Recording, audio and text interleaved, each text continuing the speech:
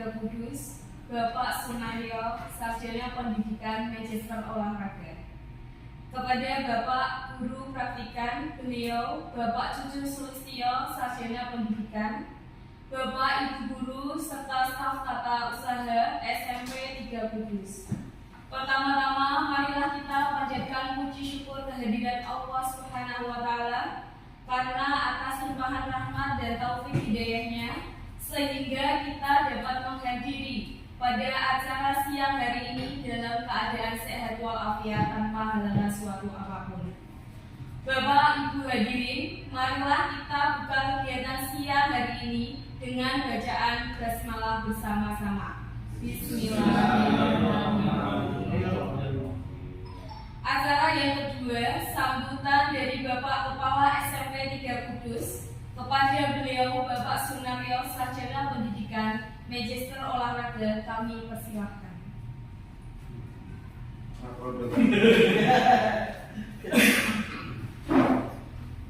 Assalamualaikum warahmatullahi wabarakatuh. Waalaikumsalam.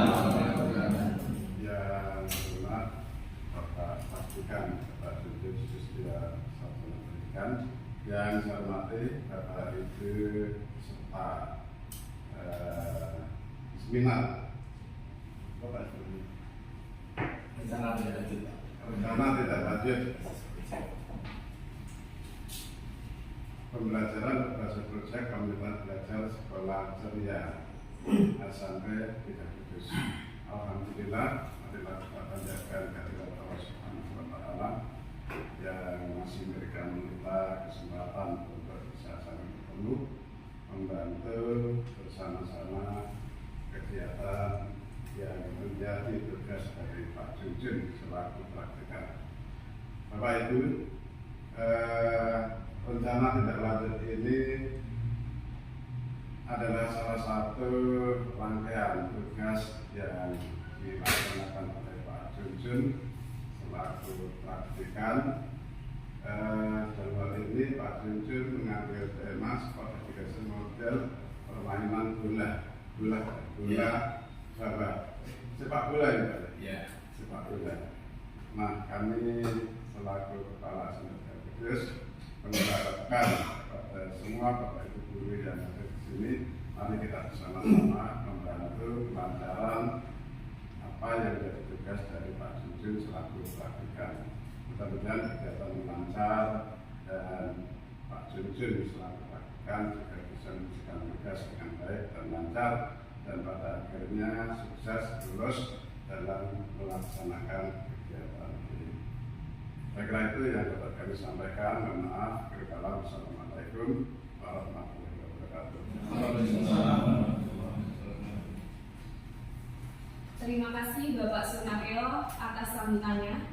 Acara yang ketiga, penyampaian materi. Marilah kita simak rencana tindak lanjut permainan bola bawah yang akan disampaikan oleh pemateri kita Bapak Cucu Sulistyo, Sarjana Pendidikan. Dipersilakan.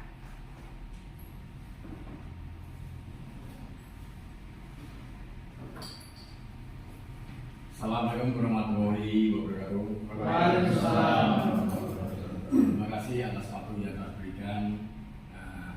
Langsung aja kita masuk ke materi karena nanti lumayan ada 9 slide di sini. Yang pertama, rencana tindak lanjut pembelajaran berbasis proyek ini pada intinya adalah kita membuat komunitas belajar sekolah agar aktif. Jadi bagaimana caranya kita mampu untuk berkolaborasi bukan hanya dari PJOK, tapi nanti dari Mapel TIK, kemudian Mapel Matematika, kemudian Mapel Bahasa Indonesia. Kita jadikan satu menjadi permainan bola ini. Kita ambil tema di permainan bola atau bola bawah. Kita mengambil untuk rencana tindak lanjut ini adalah modelnya model sport education model. Jadi kita buat semacam seperti turnamen nantinya yang intinya adalah di permainan bola bawah. untuk latar belakang dari RTL ini, yaitu Sport Education atau SEM adalah suatu kegiatan pembelajaran PJOK yang menawarkan pengalaman belajar yang lengkap dalam konteks kehidupan yang nyata di bidang olahraga. Pada intinya, peserta didik diajarkan untuk mempelajari keterampilan, taktik, strategi, memberikan peserta didik ruang untuk bersuara, berani untuk mengungkapkan pendapat, kemudian memberikan peserta didik pilihan, dia bisa memilih antara yang baik sama yang tidak baik, kemudian kepemilikan atau ownership. Yang melibatkan dan memberikan kesempatan kepada peserta didik untuk merencanakan sendiri, melaksanakan dan mengevaluasi pelaksanaan program akan mendorong pembelajaran yang berpihak pada peserta didik. Jadi intinya kita nantinya membawa anak didik ini, mereka itu langsung mengalami dalam suasana pembelajaran ini, mulai dia merencanakan taktiknya, kemudian cara bermainnya, sampai alat-alatnya, semua mereka yang bergerak. Jadi nanti dibutuhkan dalam satu kelas itu atau tim itu, nanti yang dibutuhkan adalah mereka mampu menjadi pribadi yang sesuai keinginannya, mempunyai peran. Misal ada yang jadi pemain, kemudian ada yang menjadi pelatih, kemudian ada yang menjadi manajernya, tim jurnalistiknya, dan lain sebagainya. Kemudian dalam permainan sepak bola merupakan salah satu olahraga permainan yang sangat digemari oleh masyarakat Indonesia. Enggak begitu juga peserta didik di SMP Kudus, mereka menggemari tentang permainan sepak bola. Tapi kita melihat situasi keadaan di SMP 3 Kudus yang notabene yang ada di depan adalah lapangan bola basket, lapangan tenis lapangan, serta lapangan bola voli, di mana fieldnya untuk lantainya adalah lantai keras.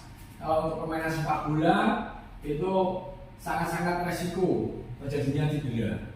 Kemudian yang kedua, yaitu di sekitar lapangan juga terdapat bangunan berupa kelas dan ruang tenaga kependidikan. Dan di situ sangat rawan sekali jika bola melambung, bola tinggi akan terkena genting, kaca atau lain sebagainya. Jadi resikonya terlalu besar. Setelah kami diskusikan dengan komunitas belajar sekolah dan mengidentifikasikan seluruh aset yang ada, sehingga dibuatlah permainan sepak bola yang telah dimodifikasi dengan melihat kondisi lingkungan yang ada, yaitu mengadakan sport education model event permainan bola bawah. Jadi bola bawah ini adalah permainan nantinya bolanya nggak akan bisa naik. Kita setting ada papan pantulnya setingginya hanya 50 cm. Jadi mereka secara otomatis bolanya tidak naik. Mereka boleh memainkan dengan memantulkan bola di bawah. Tujuan program, ada 4 tujuan program yang ingin kita dapatkan sini. Yang pertama adalah guru memfasilitasi pembelajaran PJOK yang berpusat pada peserta didik. Kemudian yang kedua, peserta didik dapat menerapkan dan mengevaluasi keterampilan, konsep, dan strategi gerak dalam permainan bola dengan penuh kepercayaan diri, kompetensi, dan kreativitas. Kemudian yang ketiga, peserta didik mampu menganalisis permainan, beradaptasi dengan permainan, dan memperhatikan jalan permainan bola yang sesungguhnya. Maksudnya sini yang ketiga ini adalah mereka mampu beradaptasi. Bolanya bagaimana caranya mereka bermain, menendang bola tapi bolanya nggak sampai melambung.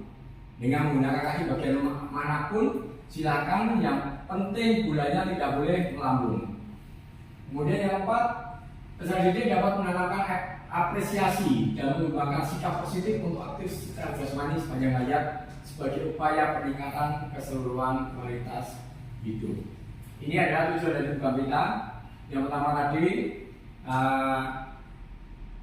berpusat pada peserta didik, pembelajarannya. Kemudian yang kedua, mereka mampu menerapkan mengevaluasi. Tiga, mereka mampu beradaptasi dengan permainan. Yang keempatnya, bisa sebagai penanaman untuk apresiasi dan mengubah sikap positif untuk aktif secara jasmani sepanjang hayat. Sedangkan ini nanti ada hubungannya sama untuk rekan-rekan mapel yang lainnya, baik itu matematika maupun TIK. Di sini capaian langkah-langkah hasil yang diharapkan untuk tujuan. Capaiannya yang pertama, satu pemahaman. Secara otomatis mereka harus memahami permainan taktik. Nanti akan kita berikan untuk aturan-aturan permainannya.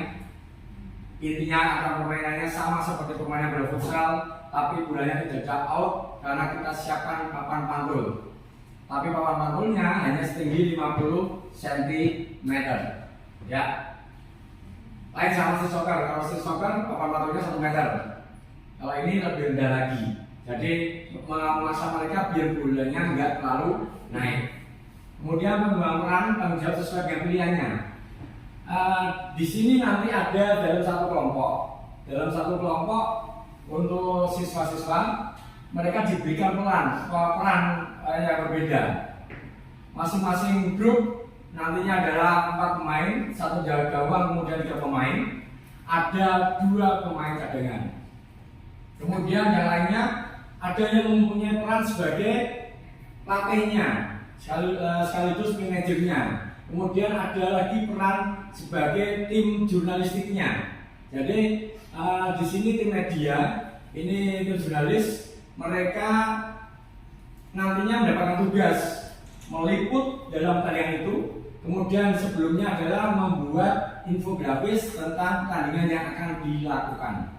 Jadi ini nanti ada hubungannya sama pembelajaran mapel TIK sama mapel bahasa Indonesia. Kemudian yang ketiga, melatih keterampilan individu sesuai perannya dalam event tersebut. Jadi sesuai tupoksinya. Mereka mempunyai tanggung jawab sini. Yang keempat adalah menumbuhkan kerjasama tim, menumbuhkan sikap percaya diri dan kreatif. Ini sesuai konsep dari olahraga, yaitu menumbuhkan kerjasama tim karena terdiri dari 4 pemain. Kemudian langkah-langkah yang harus diambil adalah yang pertama, koordinasi dengan KPS seperti yang kita lakukan saat ini. Ya, koordinasi dengan KPS ceria, cerdas berbudaya, SMK Kudus untuk penyelenggaraan permainan bola atau bola bawah. Yang kedua, pembentukan panitia kita sudah siapkan nanti. Kemudian sosialisasi permainan bola, nanti setelah ini akan kita sosialisasikan karena targetnya nanti insya Allah akan kita pakai untuk kelas meeting. Kemudian untuk technical meeting nanti akan kita laksanakan. Kalau ini hanya kanan aja, ini masanya ini bisa berubah. Kemudian pembagian peran pelaksanaan permainan bola, pembagian perannya tadi, langkah-langkahnya. Jadi anak itu dalam sebuah tim mereka diberikan peran yang berbeda-beda. Kemudian yang ketujuh, menjalankan tugas sesuai dengan peran yang dipilihnya dalam melaksanakan permainan. Perannya sekarang, perannya sini ketua negaranya ada, kemudian koordinator pertandingan, perangkat pertandingan, ada bendahara, sekretaris, humas, kemudian wasit, manajer pelatih, pemain, media jurnalis, keamanan. Untuk koordinator pertandingan nantinya dari siswa juga ada, harus ada koordinator pertandingannya, kemudian perangkat pertandingannya. Kita meskipun kita mendampingi, tapi kita membuat suasana biar anak ini yang mau melakukan, yang aktif perangkat pertandingan. Sebagai wasit ada, nanti ada yang scoringnya ada. Kemudian selanjutnya untuk lini masa. Lini masanya tanggal 13 sampai 15 adalah masa persiapan. Kemudian tanggal 16 ini adalah untuk hasil dari apa yang kita dapatkan tanggal 18 November besok Senin ada temu teknik, kemudian pelaksanaan event adalah tanggal 21 dan sampai 22 November. Sampai saat ini ada tanyakan? Kemudian struktur program dan mitra dalam komunitas belajar. Yang pertama adalah kulikuler. Jadi kegiatan ini kegiatan yang masuk dalam pembelajaran.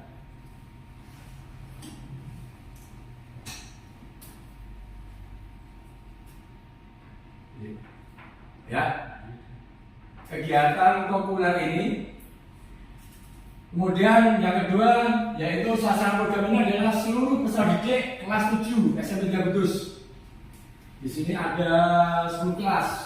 Nanti akan kita bagi mereka yang ada yang menjadi tim jurnalisnya, mereka ada tim medianya, mereka ada yang siap membuat infografisnya. Ya, nanti mohon bantuannya dari rekan-rekan dari guru TIK sama jurusan. Kemudian program ini dipersiapkan dari mulai tanggal ini tadi komentarnya sudah jelas tadi masa ada rencana program sudah jelas. Nah ini sebagai penanggung jawab nanti Bapak Kepala Sekolah sebagai penanggung jawab, kemudian kami sebagai guru PJOK dan sebagai koordinatornya. Nah yang terakhir ini yang paling penting, komunitas belajar sekolah yang terlibat di antaranya adalah seluruh wali kelas 7 karena yang namanya menggerakkan massa itu penting. Ya, kemudian guru PJOK otomatis karena ini adalah tentang permainan bola sepak bola yang dimodifikasi. Kemudian guru teknologi dan informatika Bu Anita, ya guru TIK sini yang dibutuhkan adalah dalam komunitas itu anak-anak peserta didik nanti dalam satu tim, dalam satu kelas ada yang diberi tugas untuk membuat infografis baik menjelang pertandingan maupun setelah pertandingan. Bisa melalui kanva apa silakan. Jadi ada tim sendiri nantinya di tiap kelas harus ada. Jadi memberikan mereka kesempatan untuk berkreativitas sambil mengambil gambar apa ini silakan. Nah, di situ ada peran dari guru bahasa Indonesia dulu. Guru bahasa Indonesia hampir sama seperti guru teknologi dan informatika. Di sini guru bahasa Indonesia sangat berperan sekali karena membuat anak-anak itu mampu mau nggak mau mereka harus mempunyai banyak perbedaan kata. Ya, perbedaan kata untuk mengungkapkan apa yang terjadi di lapangan menjadi sebuah tulisan. Jadi bagaimana caranya biar menarik. Ya, kemudian yang gak kalah pentingnya adalah guru matematika. Guru matematika ini karena kita di sini bukan sistem gugur. Kita dibuat sini adalah sistemnya kompetisi, Jadi ada penilaiannya menang itu nilainya 3, seri nilainya 1, kalah nilainya 0. Nah di sini ada sisi golnya. Jadi tim tersebut memasukkan berapa, nanti ada penjumlahannya. Di akhir tanggal 22 akan dapatkan secara keseluruhan untuk jumlahnya, baik secara nilainya maupun untuk selisih golnya. Jadi peran dari guru matematika ini sangat besar sekali ya, untuk mendorong anak-anak nanti ada timnya, yaitu masuk dalam kepanitiaan untuk pertandingan. Di situ mereka menulis, kita kasih LDK, kemudian mereka menulis untuk persiapan memasukkan hasil dari pertandingan tersebut. Ya, ini adalah struktur program Gamita dalam komunitas belajar. Kemudian untuk struktur program komunitas belajar sekolah ceria Peserta Kudus, permainan bola atau bola bawah. Penanggung jawab Bapak Kepala Sekolah, izin Pak Senator SPD, kemudian ketua saya sendiri, kemudian Di sini ada Pak Sekretaris, Pak Rafiq, Surudin, kemudian bendahara yang punya uang banyak, habis dapat juara nasional Pak Yudhil Santo, kemudian kolaborasi Mapel dan Pak Henry SPD MPT selaku guru bahasa Indonesia, kemudian Bu Anita selaku guru TK, Bu Indra selaku guru matematika. Kemudian kita nggak akan takut untuk kurus karena ada konsumsi Pak Farid ya. Kemudian yang menyiapkan segala sesuatunya ada Pak Yudhistira, lanjutkan keamanan untuk mengamankan dalam event ini adalah ada Pak Edi Purwanto. Nah ini yang menariknya nanti akan kita maksimalkan kelas 7. Di bawahnya sini sudah pasti ada anak-anak yang berperan. Ya, nanti saya di sini akan ada koordinator pertandingan. Kita maksimalkan untuk siswa. Jadi kita di sini untuk memantau, untuk memotivasi anak biar mereka itu mampu menjalankan tugasnya sesuai tupoksinya. Nah, yang nanti untuk koordinator pertandingan, kemudian penangkap pertandingan, wasit apapun semuanya itu nanti siswa. Ya. Kemudian ini ada hubungannya sama ini aset yang dimiliki oleh sekolah. Seperti kita ketahui aset yang dimiliki oleh sekolah kita, yang pertama ada asal manusia, situ sudah jelas ada bapak kepala sekolah, kemudian bapak ibu guru, serta bapak tenaga pendidikan, kemudian rekan-rekan dari guru PJOK, guru bahasa Indonesia, guru matematika, guru teknologi dan informatika, serta wali kelas 7. Kemudian yang ketiga, kita memiliki peserta didik yang gemar melakukan kegiatan olahraga. Ya, lain sama sekolah-sekolah yang sangat-sangat susah bergerak, kalau anak kita lebih aktif bergeraknya, lebih senang.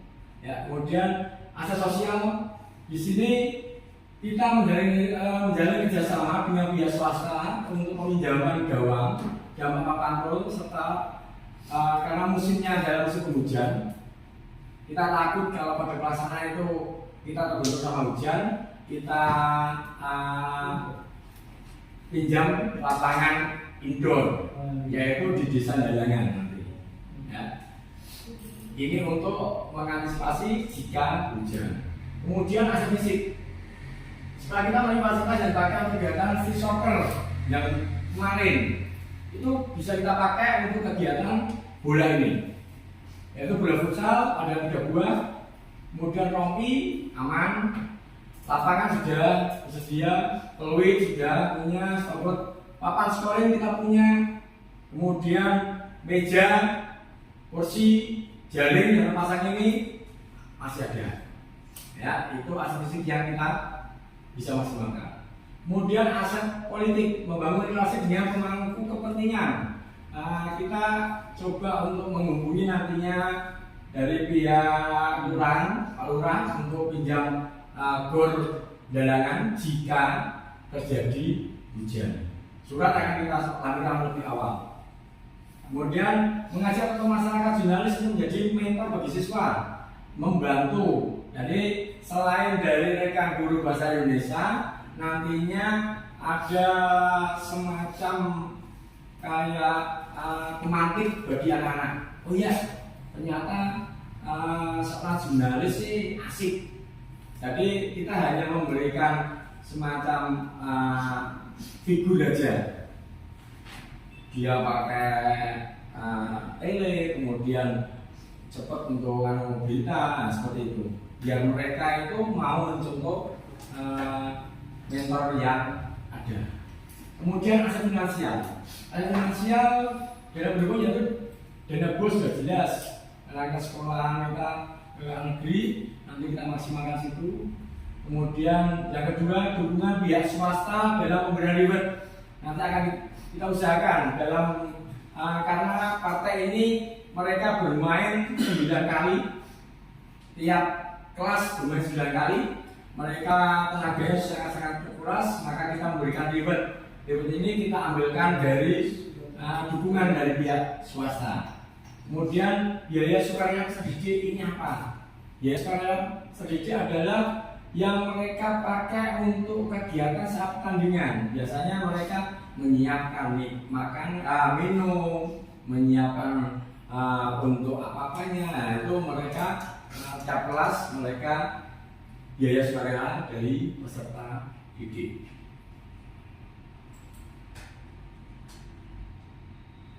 Kemudian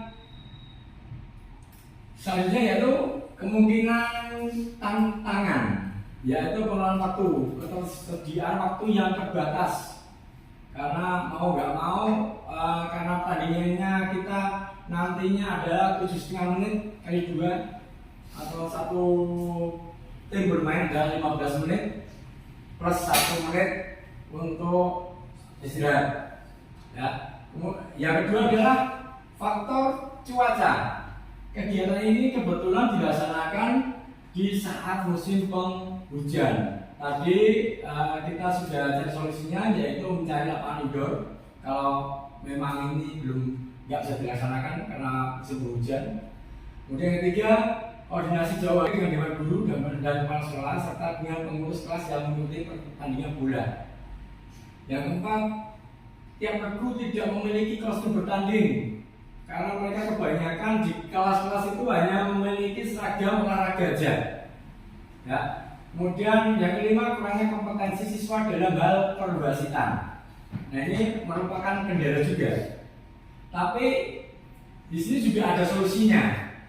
Yaitu yang pertama, pengelolaan penjadwalan yang efektif akan kita buat nanti. Kita akan membantu anak-anak untuk membuat jadwalnya.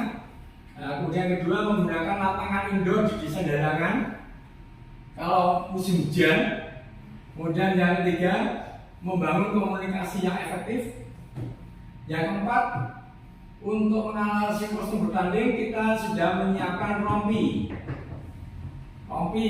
jika warna kostum sama. Kemudian yang kelima yaitu kita menggunakan potensi peserta didik yang mengikuti pengembangan diri sepak bola.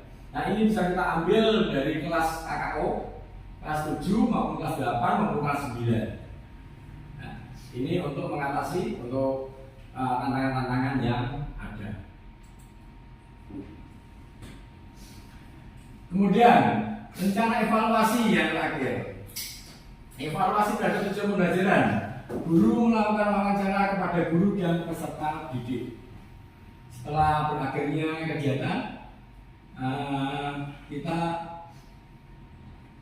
mampu mengembangkan talent olahraga dalam pemahaman taktik, kolaborasi tim, dan sikap suportif sesuai dengan peran yang diambilnya. Gimana untuk refleksinya? Kemudian yang kedua, mengumpulkan umpan balik dari peserta didik. Mengumpulkan umpan balik peserta didik sehingga dapat diketahui perspektif peserta didik tentang kelebihan, kekurangan, dan perbaikan yang dapat dilakukan dalam pembelajaran PJOK dengan sport education model untuk kedepannya. Refleksi guru. Guru bersama dengan rekan jabat melakukan refleksi terhadap perencanaan pelaksanaan dan pengelolaan sport education model dalam pembelajaran PJOK. Yang keempat, evaluasi kinerja tim. Guru meninjau kolaborasi dan kinerja tim dapat berjalan. Guru memberikan evaluasi peserta didik dalam bekerja sama, menghormati peran dan tanggung jawab masing-masing, serta mengatasi konflik atau tantangan dalam tim. Yang kelima, evaluasi penerapan konsep fair play. Itu bisa kita lihat pada saat pelaksanaan pertandingan untuk pencatatan skor, pencatatan lain-lainnya, penilaiannya itu pada saat hasil pertandingan didapat. Yang keenam, evaluasi manajemen kelas dan pengelolaan waktu.